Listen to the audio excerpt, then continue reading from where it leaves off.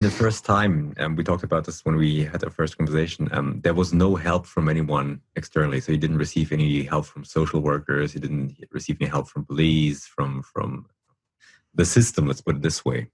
Mm-mm. And so this is something your organization tries to offer support for victims of violence and crime. Yeah, hold on, I think Yeah, I lost. think it. Yeah, now you're back. Yeah, so my organization does try to offer help to all people involved. Um, I received help from certain individuals in as much as they were able to help me through a situation like this. I mean, it's not a very common situation. I looked up the statistics on it one time, and according to the Federal Bureau of Investigations here, there's about, and it's remained pretty much at this number over the years, about 35 cases a year of siblings killing siblings. And of those cases, under the age of 18, and of those cases, the number of siblings who intentionally kill another sibling are like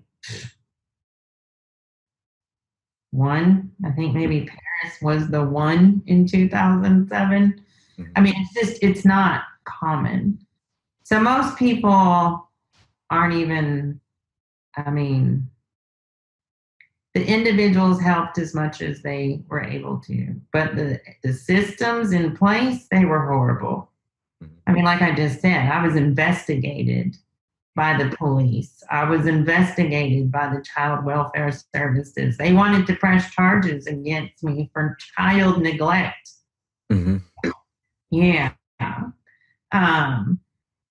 So there was no help there. So what I do through the foundation is try to give people who are going through trauma or dealing with incarceration that kind of support without judgment. So how does the support look like in practice? Well, it looks like different things for different people. I mean,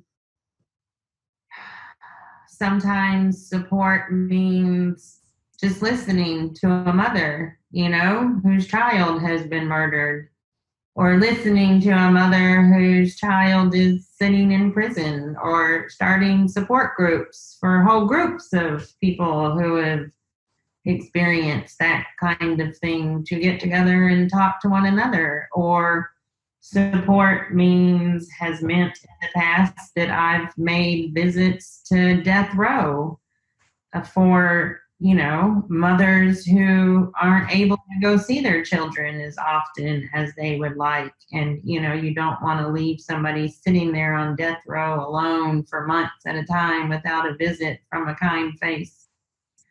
Or, teaching classes. I've taught tons of classes to women who are dealing with addiction issues and trying to get their children back. I mean, it's been 12 years. The foundation, or I have done through the foundation, so many things, it's hard to name them all.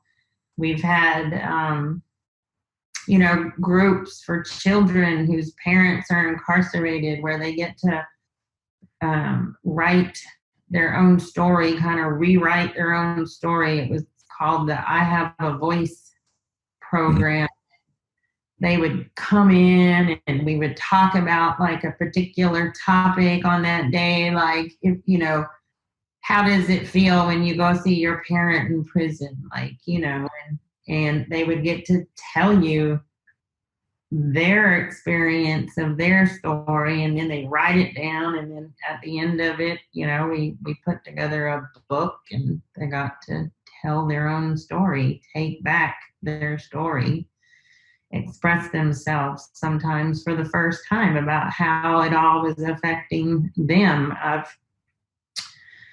became a certified crisis interventionist, and I used to ride with the San Antonio Police Department officers out on patrol and offer crisis intervention services at crime scenes. And, I do speaking where I go and I tell my story and, open for people ask me whatever questions they want to ask. I think I just lost you again for a second. Right now we're doing a program in town called Let's Talk, and they are community discussions. We have events that are open to the community, and their various topics are discussed. So right now we're doing Let's Talk mental health, mental illness. We've done one on family trauma. We've done, the next one we're doing is on childhood trauma. And then we're doing one on mental illness and people of color, mental illness and faith, mental population, do all kinds of stuff. Okay. One of the things I'm sure many people are wondering is if something like that would happen to me, I would not have the strength to cope with this. I'm sure that's something that many people think. If a situation like this happens to you, you kind of pulled through and became who you are now. But I'm sure a lot of people think, okay, I couldn't do this. So what do you tell these people? Is it something that you can learn? Is there process of coping with situations like this that you can learn? Is there certain steps that you can go through that help people, or what's your experience? Yeah, I mean, I just a couple of months ago, or actually last month, I went to Texas and I gave a talk. Actually gave the talk to the agency that had my child incarcerated for 6 years in the juvenile justice system. Okay. And they asked me to talk about how to build family resiliency. And so I talked a lot about resiliency because that's what it comes down to, is resiliency. Are you resilient? And people think that you're either resilient or you're not. Because people do say that to me, like, oh, I could never deal with what you deal with. And I'm like, resiliency is not a superpower. It's not like, I'm some sort of genetic mutant that has super resiliency. It's something that can be learned. It can be taught. It can be learned. And even if you don't think you have it, you probably do. Because usually what I tell people, I'm like, well, you're sitting here talking to me, aren't you? And I'm sure your life has not been perfect. Mm-hmm. A lot of times I'll get people in a crowd I'll just say to them, okay, I want you just to take a minute. We're going to take a minute, and you definitely don't have to call any of this stuff out. Mm-hmm. But I want you all to stop, and I want you to bring to mind the worst thing that has ever happened to you. Mm-hmm. And, you can see most people, they do the little eye thing, and they have something in their head. And then I'll ask them some questions like, now, how many people know that this happened to you? Mm-hmm. And, you see them thinking some more. And I'm like, how do you think it would be different if you had told people, or you told somebody now? And then we just start working through steps. Like, the way you survive these things, it's hard, but it's not rocket science. Okay. You have to have a will to live, which most of us, in fact, I would say all of us, even those that commit suicide, have the will to live. It's just, it goes against every instinct we have to not want to continue living. And then most of us have something that motivates us to keep doing that other than the will to live. People continue to struggle with their mental health for many reasons. And a lot of those reasons are because, you know, I have children, or I have people that love me, or I have people that I wouldn't want to hurt that I love, or, you know, I'm not going to let that son of a bitch get the best of me. I mean, that was part of it for me. You know, parents wanted to destroy me. And I was like, well, I'm not giving you that. Yep. So it's something that can be learned, how to survive trauma. And then once you learn how to survive it, then you can learn how to use it to thrive again, to recreate a life again, to have a life again. A strict and fast rule that says just because something terrible happens to you, you have to continue to feel like crap for your entire life. Yeah. But so sharing the experience seems to be a very important part of the whole thing. I mean, I'm sure many people are afraid that when they share their experience, they might open themselves up to whatever form of criticism or aggression. And then something that I've also noticed when you look at videos about your story in the documentary or about your speeches, there are a lot of people that kind of leave mean comments and say, oh, she was a terrible mother and it's all her fault and she sort of should have seen that earlier and there were warning signs. Whether or not they probably none of them know you, but there are people always know better. Say it again, please. They do. Yeah. Yeah. A lot of people think I just had dealing with that kind of stuff. I mean, it's definitely a concern when it comes to opening yourself up. Even if you're not doing it on the level that I'm doing it, and you just go and you share it with somebody else. I mean, there's the concern of not being accepted or being judged, or somebody changing their entire perception of you. And those are all very valid concerns because, I mean, as you saw from, what you saw when you were looking at my stuff, there are plenty of people in the world who will try to hurt you at your time of vulnerability. Mm-hmm. But I guess the way that I think about it, my view of it is this too is part of learning resiliency. I mean, I have a friend who tells me that she's constantly amazed by the fact that after everything I've gone through in my life that I can still be so naive.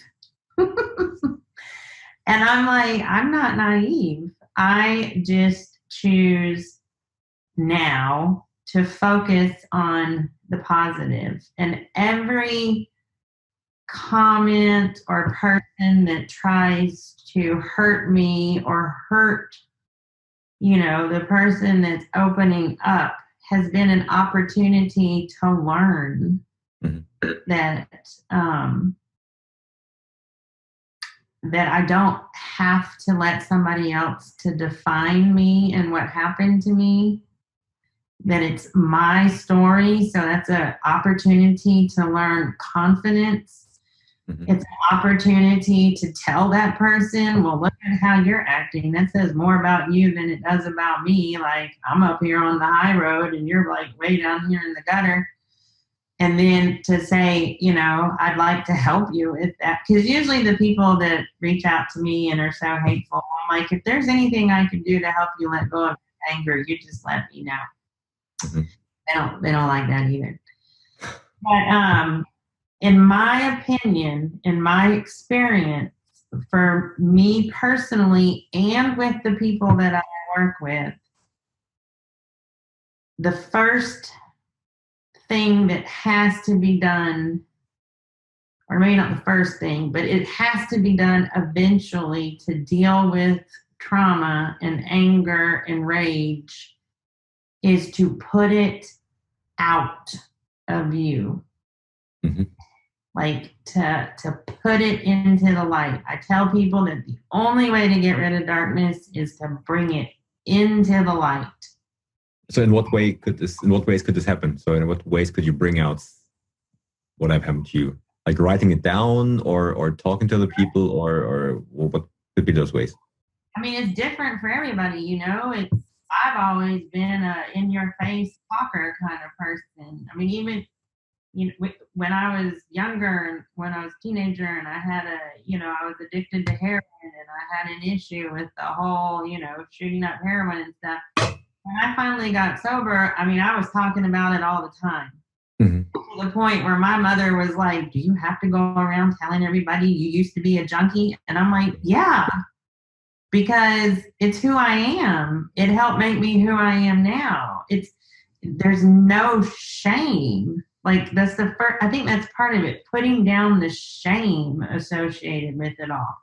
But for different people, I mean, there's different ways that fit their way of being. Writing, telling a friend, my grandmother, when I was little, whenever I would get upset about something, she'd have me write something down on a piece of paper, and then we'd set it on fire and let it go, and she's like, "That's it. It's out of you now.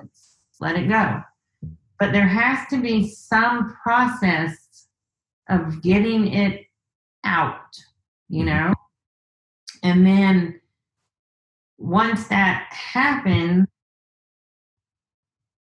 hopefully what happens, and this is kind of where the learning skills part comes into it. You don't just go tell anybody. Like, you have to decide who can you trust with this pain. And that's where, the more intellectual side comes down. Like, well, I obviously can't tell this person because they're probably going to do this, but maybe I could go talk to Bob over here. And then, hopefully you find that once you start letting it out to people that can be trusted, even if it's a complete stranger, right? Sometimes strangers can help you more than people close to you. That they help you to carry that weight. And then you start to realize, okay, well, I've got people helping me. The weight isn't as heavy as it used to be. Because I can guarantee you, because I've worked with some families for a very long time, that I'm not going to say that time heals all wounds, because it doesn't. Some wounds are always going to be wounds. But I can guarantee you and promise you, if you start putting your pain out there, I think I just lost you. Start putting it out there, start sharing it somehow, that as time goes on and learning about, different ways to cope with trauma, as time goes on, your perspective on it will shift. And you will reach a point in life where you realize, oh my gosh, like I still have a life. And, it can be a better life. It doesn't have to be a worse life. My friend calls me naive, but I just say I'm an optimist. Why naive? Why naive? In what way naive? She just thinks I'm naive because, still after everything that's happened to me in my life, that, I still trust people and have faith that people are, good. And, I tell her that it's not so much being naive, that it's just been my experience, that I understand better now, having gone through so much myself, that everybody struggles. Mm-hmm. Right? And so, and I think people essentially are good. And so I think if you operate in the world in such a way that brings out that good in people, then, you're going to get that good. Mm-hmm. Yes. It's something we talked about earlier in our first conversation was you also work with people who are where it's hard to believe that they're good, like for one example, like child molesters, for example. So especially when you're parents, it's hard to see, hey, this is a good person because of what that person has been doing. Yet you said it's important to, in a way, accept these people and accept the good part of these people. So can you talk a little bit about that and your experience from your work with the organization foundation? Yeah. So I think maybe let's clarify things a bit. I try not to look at people or even situations anymore as this is good, this is bad. I think those words are very judgment laden, like you hear, oh, this person's good, and that's just kind of judgy. And then, oh, this person's bad. Well, that's a judgment too, right? And my work and in the way that I choose to go through life, I don't want to judge people. Mm-hmm.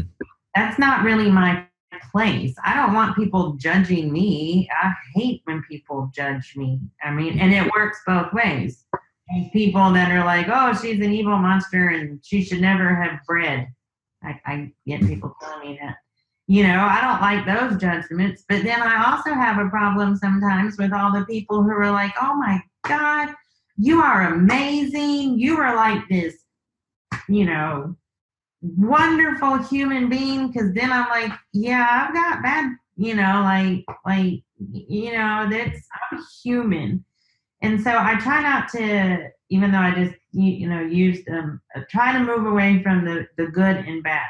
What I do is I try to see the humanness in everybody, right? And all human beings are capable of terrible acts.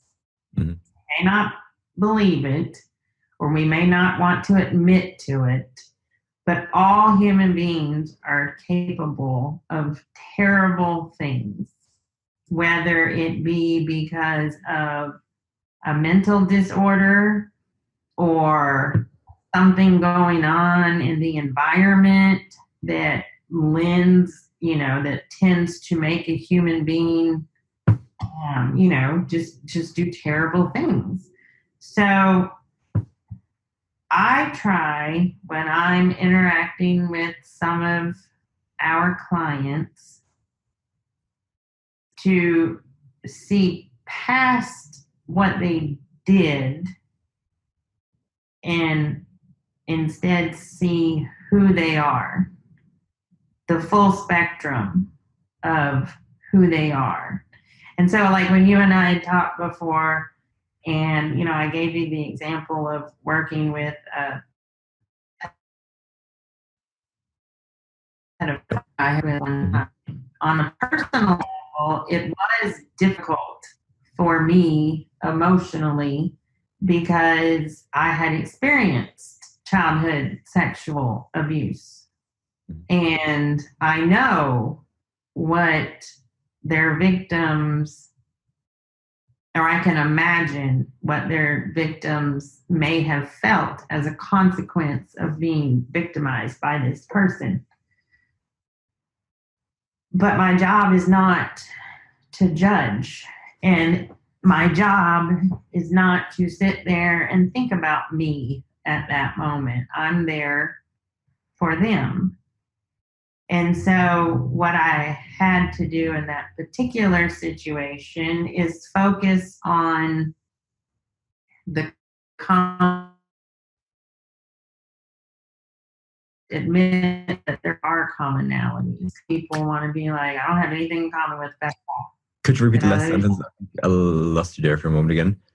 Oh, yeah. Well, I think the first thing that, that I have to do in working with clients that I'm, that are pedophiles is admit that, yes, there are commonalities because we're both human. There are areas in our lives that I could probably find where we can meet on common ground. So, for instance,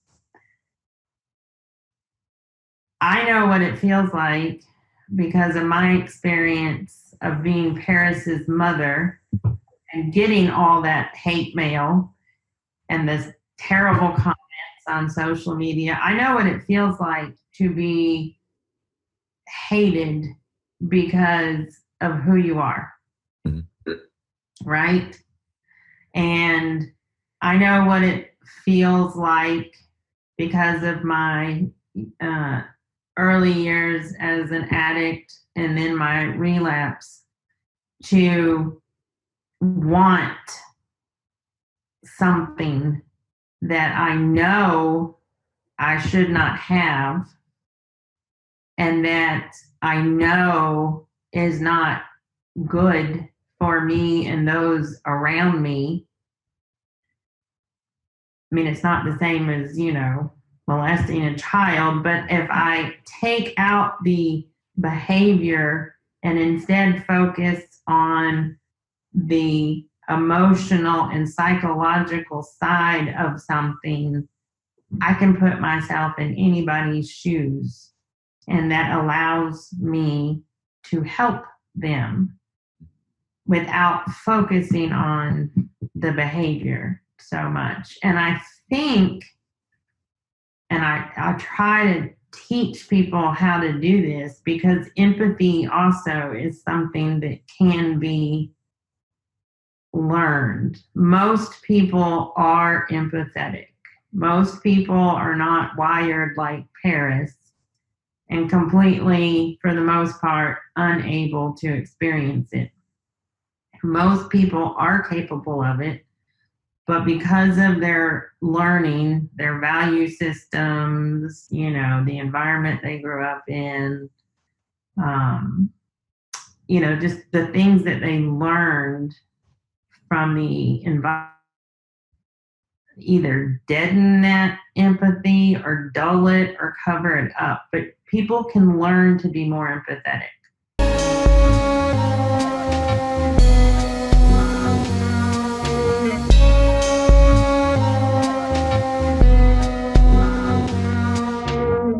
Here comes the sunshine and burns away clouds like they never were.